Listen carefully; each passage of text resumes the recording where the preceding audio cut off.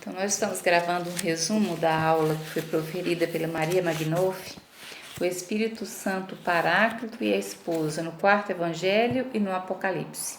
É uma aula longa, é a aula 2A da UPM 2019, e ela começa introduzindo, falando sobre Paulo a Coríntios, onde Paulo mostra que a sabedoria que ele tem não é sabedoria humana, mas é fruto do Espírito de Deus, né?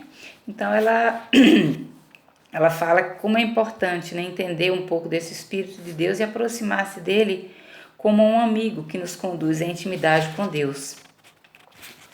E ela fala também que abordará alguns pontos fundamentais sobre o Espírito Santo e sobre a igreja esposa, tal como emergem no Evangelho de João e no livro do Apocalipse, que foram escritos, né, no final do primeiro século. Então, no livro de João, ele vai citar algumas passagens do batismo de Jesus no Jordão, a Nicodemos. Depois, um momento, ela fala, né, que a verdadeira efusão do Espírito Santo foi na glorificação de Jesus, né? Então, no batismo, a gente viu que ele fala que o Espírito Santo vai descer e ficar em Jesus. Então, existe uma presença estável que vai acompanhar Jesus em todo o ministério, né? E depois, quando ele fala da passagem de Nicodemos, ela diz, né, que o Espírito comunica uma existência de igual qualidade, não sujeita à corrupção, ou seja, nos faz participar da vida de Deus.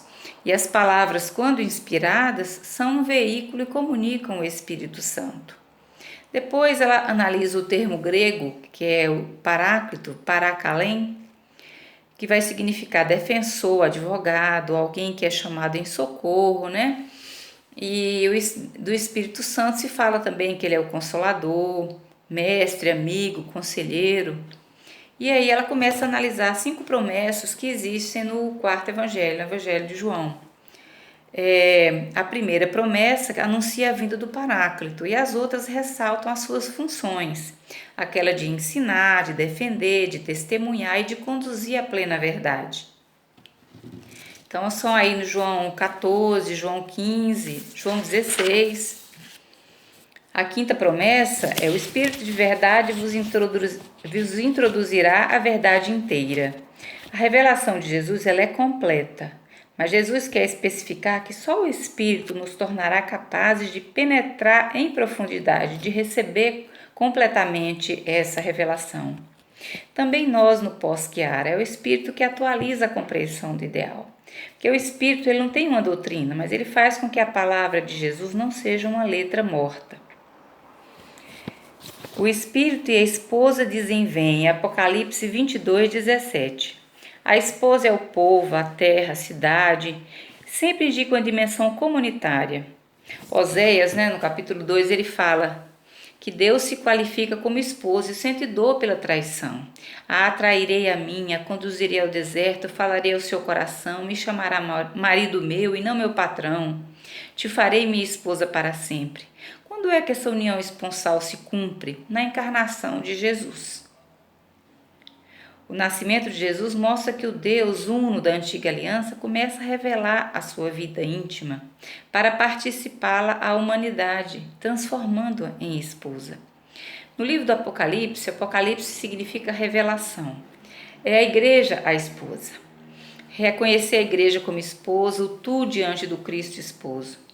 No livro emerge algo fascinante. Ele é pensado para estar em diálogo com aqueles que o escutam reunidos.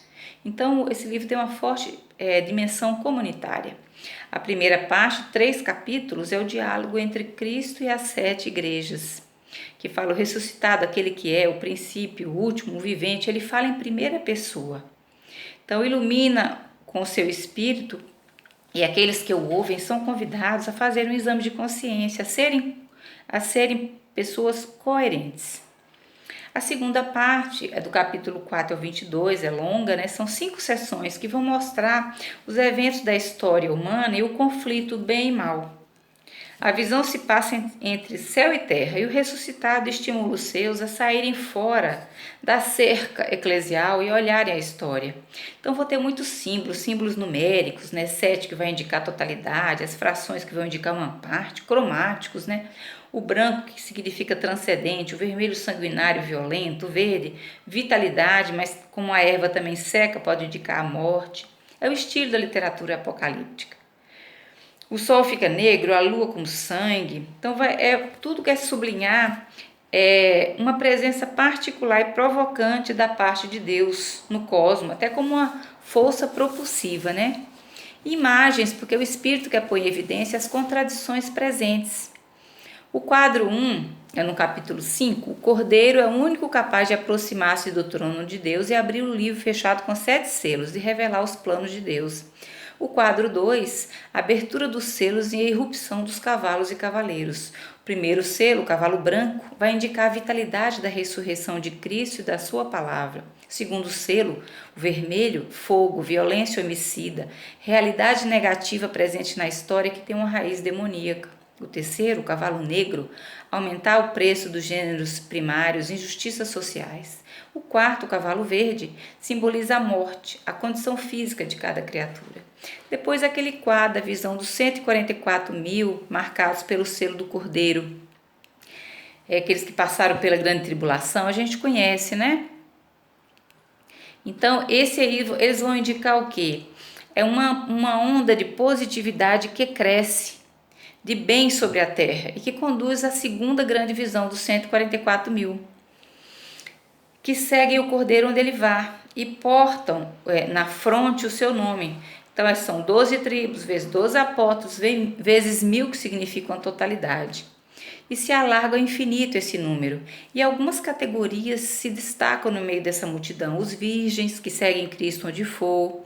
Também no contato dos pobres, dos que sofrem. As pessoas de boa vontade, que muitas vezes se fazem de escudo e ajuda. E aqueles que não têm falsidade, porque se transformaram em verdade vivida, palavra vivida. O cenário ainda é movimentado, esse bem que avança encontra muitos desafios. Então nós temos as sessões das trombetas, que vai indicar a falsidade e a ilusão de querer construir um mundo sem Deus. E essa realidade cairá porque não tem fundamento. O livro foi escrito durante uma perseguição forte no fim do primeiro século, mas a gente sabe que ocorrem perseguições sempre ao longo da história. Após a última trombeta, se abre a sessão dos 3 sinais, aquela mulher revestida de sol, o sol é Cristo, com a lua sob seus pés, vai indicar o calendário lunar. É um símbolo poliédrico que vai da mãe à igreja. É mãe porque tem dores de parto, um dragão na posição de devorar o filho, mas o filho nasce e ele é súbito levado ao céu. O dragão vermelho, violência demoníaca, a gente sabe, não é? Depois a besta, né? Tem uma besta que sai do mar. O mar é a sede do demoníaco. E tem um diadema que é típico dos reis, que vai simbolizar o poder político que pede para ser adorado. É a história da igreja que sempre se encontra a afrontar desafios cada vez maiores. E a besta que sai da terra, que tem uma voz martelante de pressão propagandista para convencer a adorarem a primeira besta. Então, é a imagem dos cristãos que viviam no Império Romano, mas sugerem toda forma de absolutismo que exclui a liberdade da consciência. Mas como se defender, pergunta o livro? Com a sabedoria, reconhecendo o que está acontecendo, abrindo os olhos sobre essa negatividade. Prepara-se então a vinda definitiva do Cristo, no Apocalipse 19:11. Como a igreja poderá reconhecê-la? Quando a presença do ressuscitado se encontrar no final com as forças do mal que lhe fazem oposição. Então será a parousia, a chegada explícita de Cristo. Aí tem aquela passagem: eu vi o céu aberto e um cavalo branco, e o que estava sentado sobre ele chama-se Fiel e Verdadeiro, que julga com justiça. Então aquela força de ressurreição no fim da história será reconhecida como obra de Cristo, palavra de Deus que pouco a pouco se encarnou na terra, e a atuação das promessas vai ser verificada. Então no Apocalipse 19, Cristo é chamado de palavra de Deus. Chegam também os seus em cavalos brancos, cada um vestido com linho branco e puro. Então o branco é sempre essa participação a Cristo. A comunidade que caminha com Cristo facilita a irradiação dessa força de ressurreição. E a veste de linho branco e puro vamos encontrar na esposa. São as boas obras dos santos. Depois acontece a captura da besta, a queda de Babilônia, que é justamente a cidade que é figura do pecado, né? O dragão, a serpente, é o julgamento em ato. O Apocalipse afirma que a presença do ressuscitado no mundo, através dos seus, faz retroceder o demoníaco, mesmo quando ele parece prevalecer terrivelmente. Então a conclusão é um cenário de esperança, viu? O céu novo e uma terra nova, mas não existe mais, a nova Jerusalém pronta como esposa, adornada para o esposo. Então não há mais necessidade de sol, de lua, porque agora o que ilumina é a glória, é a claritas. E tudo isso nos interpela muito, a gente que tem esse carisma, né? Que é chamado a clarificar as coisas humanas. Esse carisma, né, onde a gente vai, anda com Jesus no meio. Que a gente viu que o Apocalipse é endereçado a uma comunidade, né? E agora essa comunidade é consciente do fato de não só ter sido salvo, mas de ser capaz de retornar a Deus este amor. Então, é necessária essa fidelidade à palavra, né? Seguir o Cordeiro no mistério do abandono e ressurreição, que conduz a penetrar nas chagas e na escuridão do mundo. É a sua esposa e é determinada mais conscientemente a agir com coragem, com firme esperança. O espírito e a esposa a uma voz dizem Maranatá, quer dizer, vem. Impressiona esse fato do caráter pessoal da igreja esposa, que faz emergir o perfil mariano, de uma família de povos, uma comunidade chamada a ser uma outra Maria no mundo, para reportar ao esposo a humanidade inteira.